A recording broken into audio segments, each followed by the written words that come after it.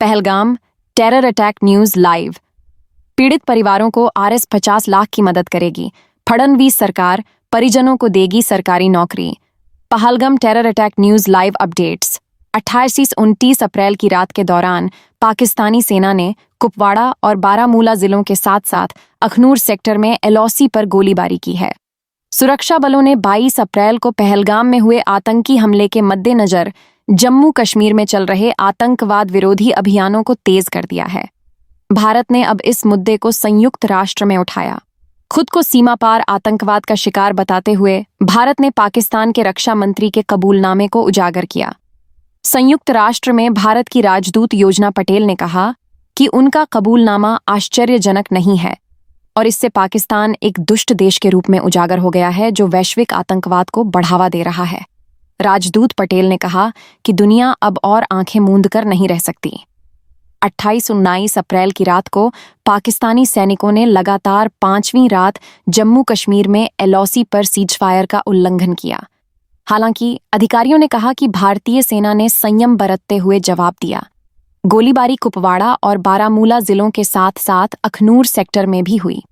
जम्मू कश्मीर में पहलगाम आतंकी हमले के मद्देनजर रेलवे पुलिस बल आरपीएफ ने आज भुवनेश्वर रेलवे स्टेशन पर फ्लैग मार्च किया और गहन सुरक्षा निरीक्षण किया। यात्रियों की सुरक्षा सुनिश्चित करने के लिए स्निफर डॉग की मदद से सामान की जांच की गई। इसके अलावा आरपीएफ ने जागरूकता अभियान चलाया जिसमें यात्रियों को भारतीय रेलवे से यात्रा करते समय सुरक्षा उपायों के बारे में शिक्षित किया गया। पहलगाम आतंकी हमले के दौरान रिकॉर्ड किए गए एक वीडियो में अल्लाहू अकबर कहते हुए देखे गए जिपलाइन ऑपरेटर मुजम्मिल के पिता ने कहा, मैंने वीडियो नहीं देखा है, हम मुसलमान हैं, भले ही तूफान आए हम अल्लाहू अकबर कहते हैं।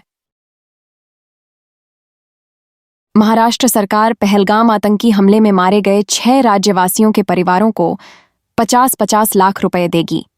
साथ ही महाराष्ट्र के लोगों के परिजनों को नौकरी देगी सरकार। पहलगाम आतंकी हमले पर डेमोक्रेटिक प्रोग्रेसिव आजाद पार्टी के अध्यक्ष गुलाम नबी आजाद ने कहा, पहले लोग सड़कों पर तभी उतरते थे जब विरोध प्रदर्शन नेताओं द्वारा प्रायोजित होते थे। ये पहली बार था जब मैंने लोगों को पहल करते और सड़कों पर आते देखा। लोगों ने धार्मिक स्थलों पर आतंकवादी हमले की निंदा की। मैंने पहली बार कश्मीर में मुसलमानों के बीच ऐसा आतंकवाद विरोधी माहौल देखा है। अगर विरोध प्रदर्शनों को मीडिया ने ठीक से कवर किया होता तो पाकिस्तान को अच्छा जवाब मिलता। कश्मीरियों के दिलों में पाकिस्तान के लिए कोई हमदर्दी नहीं है। पहलगाम आतंकी हमले पर आरएसएस नेता इंद्रेश कुमार ने कहा, यह शर्मनाक, घृणित और अपमानजनक है। क्रूरता की कोई सीमा नहीं है, इसलिए इसकी जितनी भी निंदा की जाए कम है और जो लोग प्रत्यक्ष या अप्रत्यक्ष रूप से इसमें शामिल हैं उन्हें सबक सिखाया जाना चाहिए। जम्मू कश्मीर में एक आवाज उठनी चाहिए कि हम पहले हिंदुस्तानी हैं, फिर हम कश्मीरी, डोगरी, पंजाबी हैं। हमें इस आवाज के साथ मुंहतोड़ जवाब देना चाहिए।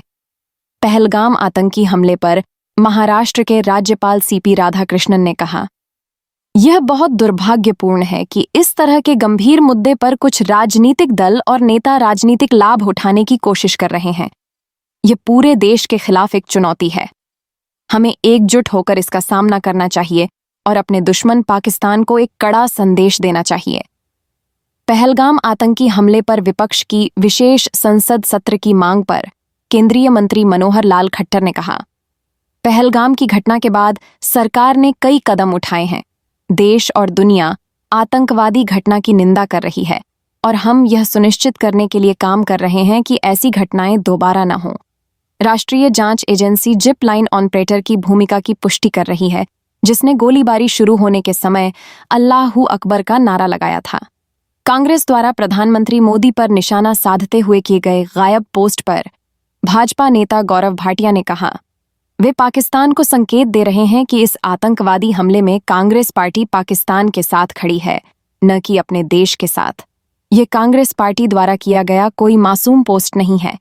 यह हमारे देश की अखंडता को कमजोर करने और देश के प्रधानमंत्री को निशाना बनाने की एक भयावह, जहरीली साजिश है। पहलगाम आतंकी हमले के दौरान एक वीडियो में जिपलाइन ऑपरेटर द्वारा अल्लाहू अकबर कहने पर पीडीपी प्रवक्ता मोहम्मद इकबाल ट्रम्बू ने कहा, वे हमारी संस्कृति के बारे में कुछ नहीं जानते। जब भी कोई आपदा आती है तो हर कश्मीरी अल्लाहू अकबर कहता है। किसी भी घटना के समय हम अल्लाह को याद करते हैं। विफलता को छिपाने के लिए सब कुछ किया जा रहा है। पुलिस और सुरक्षा को अपना सिस्टम बदलना होगा। इसका आतंकवाद से कोई लेना देना नहीं है। और आम कश्मीरी हमेशा चिल्लाएगा, बिस्मिल्लाह, अल्लाहू अकबर अगर कुछ होता है। उन्हें हर चीज के बारे में गलत जानकारी दी जाती है। पर्यटन स्थलों को बंद करने पर भाजपा नेता अल्ताफ ठाकुर का कहना है, यह पहलगाम हमला कश्मीर, उसके निवासियों और पर्यटन पर बहुत बड़ा हमला है। इसलिए 48 पर्यटन स्थलों को बंद करना उचित कदम है। फिलहाल वहां कोई सुरक्षा तैनाती नहीं है। आगे के किसी भी परिणाम से बचने के लिए यह सही निर्णय है। पहलगाम आतंकी हमले के बाद से पाकिस्तान का बचाव करने के लिए असम में 27 गिरफ्तार। पहलगाम आतंकी हमले पर कांग्रेस नेताओं के बयानों पर आप दिल्ली अध्यक्ष सौरभ भारद्वाज ने कहा, जब भी विपक्षी दलों ने किसी वास्तविक मुद्दे पर भाजपा को निशाना बनाया है, कांग्रेस पार्टी के कुछ नेता अपने बयानों के माध्यम से भाजपा को मुद्दे से भटकाने का मौका देते हैं। उन्होंने हमेशा भाजपा की मदद की है और इससे विपक्षी एकता प्रभावित होती है। पीएम मोदी पर निशाना साधने वाली कांग्रेस की गायब पोस्ट पर जेडीयू नेता केसी त्यागी ने कहा, यह पीएम मोदी पर हमला करने का समय नहीं है। यह पाकिस्तान के इरादों पर हमला करने का समय है, जिसने 26 निर्दोष लोगों की जान ले ली। मैं कांग्रेस पार्टी की इस पोस्ट की निंदा करता हूं। विपक्ष की विशेष सत्र बुलाने की मांग पर उन्होंने कहा, एक सर्वदलीय बैठक हुई जिसमें सभी सांसदों ने सरकार और रक्षा मंत्रालय द्वारा उठाए गए कदमों का स्वागत किया है। अगर इसी इरादे से संसद का विशेष सत्र बुलाया जाता है तो इसमें कुछ भी गलत नहीं है। पहलगाम आतंकी हमले के बाद पाकिस्तान के पूर्व क्रिकेटर शाहिद अफरीदी की टिप्पणी पर भाजपा नेता सैयद शाहनवाज हुसैन ने कहा, शाहिद अफरीदी एक बड़े जोकर हैं। कोई उनकी परवाह नहीं करता। वह एक क्रिकेटर थे, लेकिन वह ऐसे व्यक्ति हैं जो पाकिस्तानी आतंकवादियों का समर्थन करते हैं। शाहिद अफरीदी और उनके देश को उनके द्वारा कही गई बातों का जवाब मिलेगा। राष्ट्रीय सुरक्षा या सार्वजनिक व्यवस्था से संबंधित सरकार के आदेश पर भारतीय यूट्यूब हैंडल 4PM को भारत में प्रतिबंधित कर दिया गया। कथित तौर पर चैनल पहलगाम आतंकवादी हमले से संबंधित वीडियो जारी कर रहा था। पहलगाम आतंकी हमले के दौरान एक जिप लाइन ऑपरेटर द्वारा अल्लाहू अकबर कहने के वीडियो पर नेशनल कॉन्फ्रेंस के नेता इमरान नबी डार ने कहा, यह स्वाभाविक है कि जब भी किसी व्यक्ति के सामने कोई आपदा आती है तो वह भगवान को याद करता है। चूंकि ऑपरेटर एक मुस्लिम था, इसलिए उसने अल्लाह को याद किया। यह एक स्वाभाविक प्रक्रिया है। मैं बस इतना अनुरोध करना चाहता हूं कि जांच एजेंसियों को निर्दोष लोगों को निशाना नहीं बनाना चाहिए। पहलगाम हमले के बाद बिलावल भुट्टो जरदारी की खून बहेगा टिप्पणी पर आंध्र प्रदेश के उप मुख्यमंत्री पवन कल्याण ने कहा, उन्हें याद दिलाना चाहिए कि वे पिछले 3 युद्ध कैसे हारे थे। हमें उन्हें विजुअल्स भेजने होंगे कि लगभग 70,000 सैनिकों के साथ कैसा व्यवहार किया गया। अगर जरूरत पड़ी कि वे खून बहाना चाहते हैं तो मुझे लगता है कि हम वहां आएंगे। हम अपने देश के लिए अपना खून बहाएंगे। मुझे लगता है कि किसी भी समझदार नेता, एक बड़ी जिम्मेदारी वाले नेता को ऐसी बात नहीं कहनी चाहिए। मुझे लगता है कि उन्हें अपने देश के अतीत की याद दिलानी चाहिए। जेडीयू नेता राजीव रंजन प्रसाद ने कांग्रेस और विपक्षी दलों से पहलगाम आतंकवादी हमले पर अपने नेताओं की टिप्पणियों पर लगाम लगाने को कहा है। उन्होंने कहा, इसमें कोई संदेह नहीं है कि आज दुनिया आतंकवाद से डरी हुई है और पहलगाम हमले के बाद जैसा कि कूटनीतिक परिणाम है, वे सभी बड़े देश जो आतंकवाद के खिलाफ हैं, भारत के साथ खड़े हैं। यहां एक सर्वदलीय बैठक आयोजित की गई थी। सभी ने इस मुद्दे पर सरकार के साथ खड़े होने का संकल्प लिया, लेकिन कांग्रेस और विपक्षी दलों के कई नेता अजीबोगरीब बयान दे रहे हैं। इनका इस्तेमाल पाकिस्तानी मीडिया में किया जा रहा है। ये बहुत शर्मनाक और दुर्भाग्यपूर्ण है। हालांकि कांग्रेस ने ऐसे बयानों से खुद को अलग कर लिया है, लेकिन इतना ही काफी नहीं है। उन्हें, कांग्रेस और विपक्षी दलों को गंभीरता से अपने नेताओं को दिशा निर्देश जारी करने चाहिए। कांग्रेस द्वारा पीएम मोदी पर निशाना साधे जाने वाले गायब पोस्ट पर बिहार के उप मुख्यमंत्री सम्राट चौधरी ने कहा, देश की जनता जानती है कि प्रधानमंत्री मोदी की सरकार कितनी सावधानी से देश चला रही है। स्वाभाविक है कि विपक्ष अपनी बात रखता रहेगा, लेकिन देश की जनता को नहीं पता कि विपक्षी नेता कहाँ हैं। प्रधानमंत्री मोदी पर निशाना साधने वाले कांग्रेस के गायब पोस्ट पर आरजेडी सांसद मनोज झा ने कहा, अगर प्रधानमंत्री मोदी सर्वदलीय बैठक में शामिल होते तो बैठक की गरिमा बढ़ जाती। बीजेपी सांसद अनुराग ठाकुर ने कहा, कांग्रेस और उनके नेताओं की क्या मजबूरी है कि पाकिस्तान के बोल बोलना जरूरी है? वे पाकिस्तान का समर्थन क्यों कर रहे हैं? क्या उन्हें भारतीयों का खून खराबा देखकर गुस्सा नहीं आता?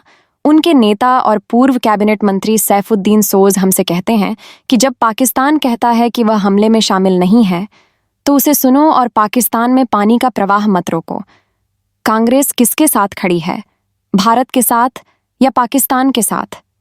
कांग्रेस ने तब भी सवाल उठाए थे जब भारत ने सर्जिकल स्ट्राइक की थी।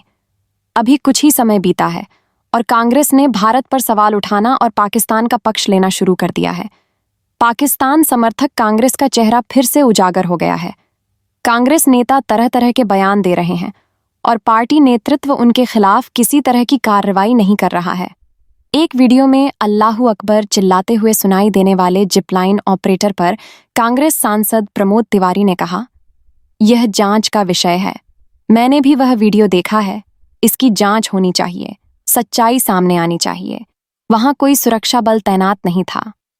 भारत सरकार को छोड़कर सभी को पता था कि वहां पहलगाम में बड़ी संख्या में पर्यटक आ रहे हैं।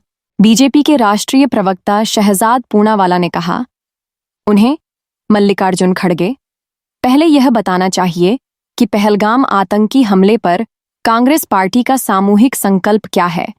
एक तरफ सर्वदलीय बैठक में कांग्रेस पार्टी कहती है कि हम सरकार के साथ हैं, सख्त से सख्त कार्रवाई करेंगे, और दूसरी तरफ उनके नेता सिद्धारमैया कहते हैं कि पाकिस्तान के खिलाफ कोई कार्रवाई नहीं होनी चाहिए। उनके दूसरे नेता पाकिस्तान से दोष भारत पर मढ़ते हैं। उनके कुछ नेता पीड़ितों को झूठा साबित करने की कोशिश कर रहे हैं। मल्लिकार्जुन खड़गे को पहले यह बताना चाहिए कि कांग्रेस का सामूहिक रुख क्या है। भाजपा नेता प्रदीप भंडारी ने प्रधानमंत्री नरेंद्र मोदी पर कांग्रेस के सोशल मीडिया पोस्ट पर प्रतिक्रिया दी। उन्होंने कहा, आज ऐसा लगता है कि कांग्रेस पार्टी सीधे पाकिस्तान से आदेश ले रही है।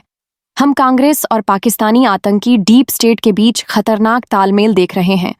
एक तरफ कांग्रेस सर्वदलीय बैठक में एकता की बात करती है, लेकिन उसके तुरंत बाद पार्टी के जम्मू कश्मीर प्रमुख सहित उनके नेता पाकिस्तान के साथ बातचीत करने का सुझाव देते हैं। अब उनके सोशल मीडिया पोस्ट को एक पूर्व पाकिस्तानी मंत्री ने भी उद्धृत किया है, जो स्पष्ट रूप से दर्शाता है, आज पाकिस्तान कांग्रेस के लिए बल्लेबाजी कर रहा है और कांग्रेस पाकिस्तान के लिए गेंदबाजी कर रही है।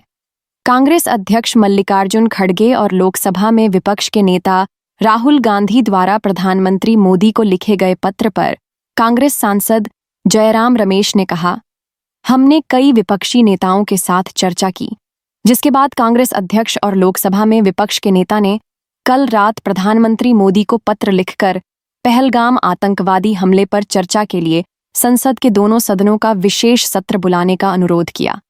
यह एकजुट होने और दुनिया को यह दिखाने का समय है कि हम एकजुट हैं। हमें उम्मीद है कि प्रधानमंत्री मोदी इस अनुरोध को स्वीकार करेंगे और वे संसद के सत्रों में उपस्थित रहेंगे। अगर आपको हमारा यह वीडियो पसंद आया हो तो इसे लाइक और शेयर जरूर करें, और हाँ, हमें सब्सक्राइब और फॉलो करना ना भूलें ताकि आप देश और दुनिया की कोई खबर मिस ना करें। तो जुड़े रहिए हमारे साथ और देखते रहिए न्यूज़।